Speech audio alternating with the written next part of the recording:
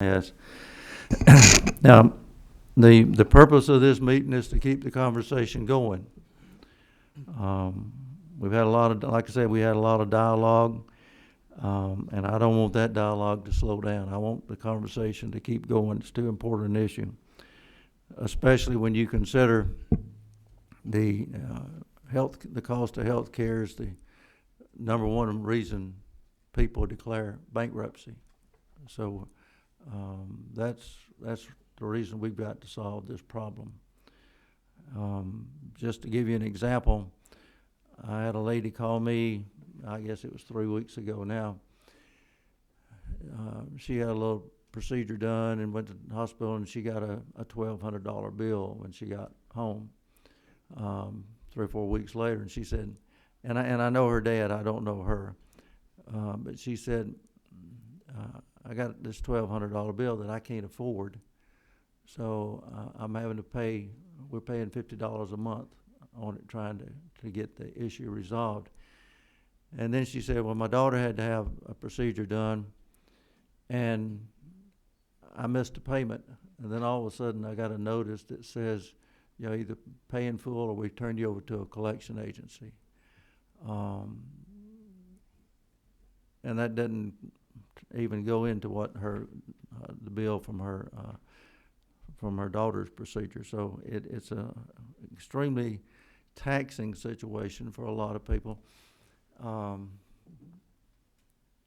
especially when you look at the issue of what income is. And I'm going to give you the area I know the most about is Columbus.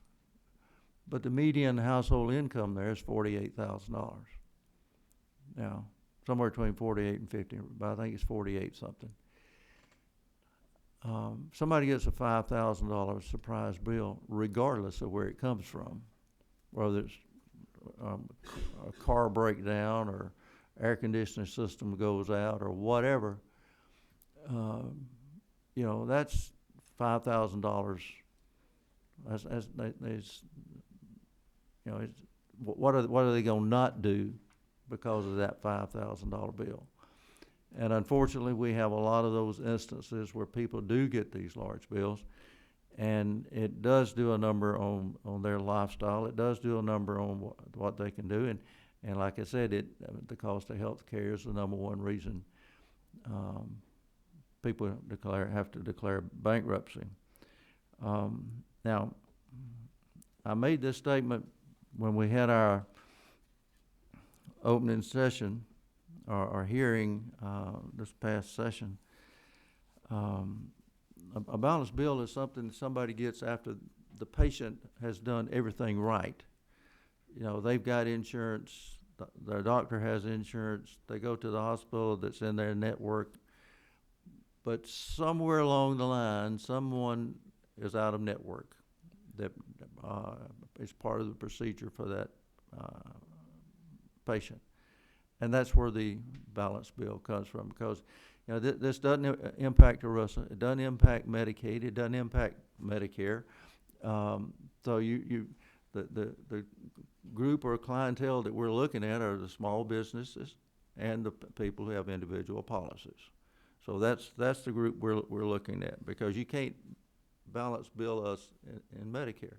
The government won't let you. So, but balance billing, sometimes called extra billing, is the practice of a healthcare provider billing a patient for the difference between what the health insurance company chooses to reimburse the provider and what the provider chooses to charge.